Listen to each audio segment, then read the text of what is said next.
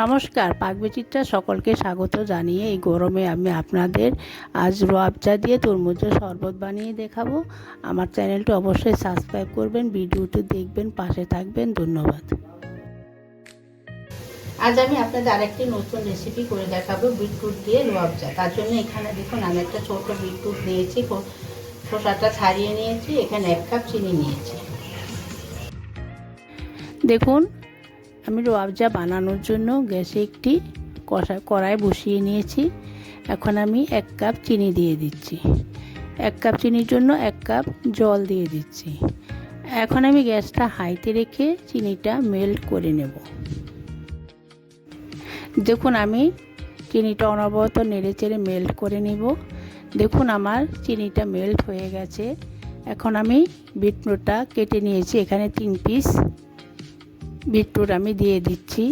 আপনারা চাইলে ছোট ছোট পিস করেও দিতে পারেন।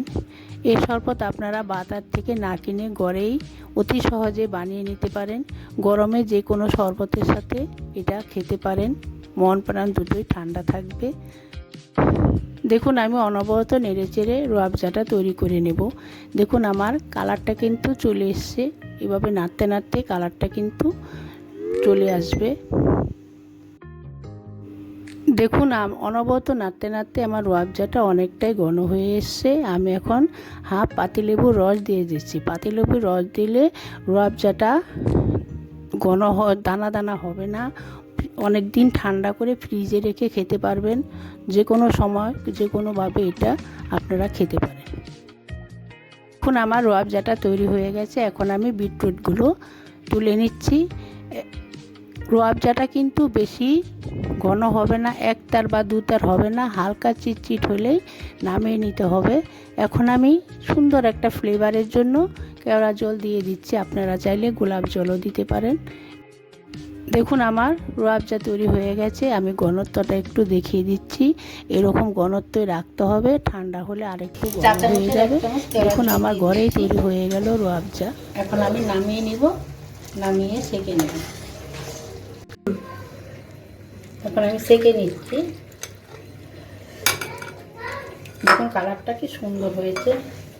এখন আমি ঠান্ডা করে নেব। দেখুন আমার রুয়াবজাটা ঠান্ডা হয়ে গেছে। আমি ঘনত্বটা একবার দেখিয়ে দিচ্ছি। দেখুন ঠান্ডা হওয়ার পরে কতটা ঘন হয়ে গেছে। এখন আমি বোতলে ভরে নিব।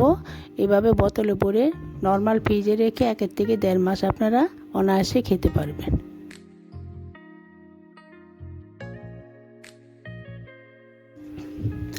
এখন আমি এই রুয়াবজা দিয়ে তরমুজের ঠান্ডা ঠান্ডা শরবত বানিয়ে দেখাবো। তার জন্য এখানে আমি কিছু তরমুজ ছোট ছোট পিস করে কেটে নিয়েছি।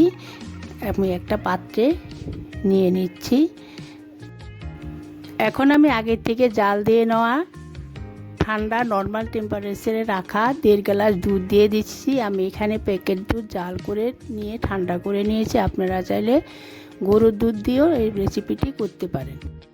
এখন আমি দিয়ে দিচ্ছি 2 টেবিল চামচ চিয়া সিড। আমি এটা সারা রাত জলে ভিজিয়ে রেখেছিলাম। এখন দিয়ে দিচ্ছি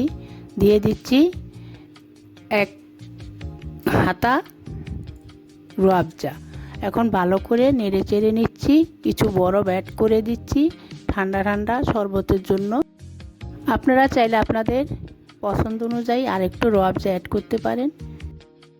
দেখুন আমি এখন গ্লাসে সার্ভ করে নিচ্ছি, উপরে তরমুজ দিয়ে গার্নিশ করে নিচ্ছি। দেখুন আমার রুয়াবজা দিয়ে তরমুজের ঠান্ডা ঠান্ডা শরবত তৈরি হয়ে গেল। গরমে একবার হলো বানিয়ে খাবেন।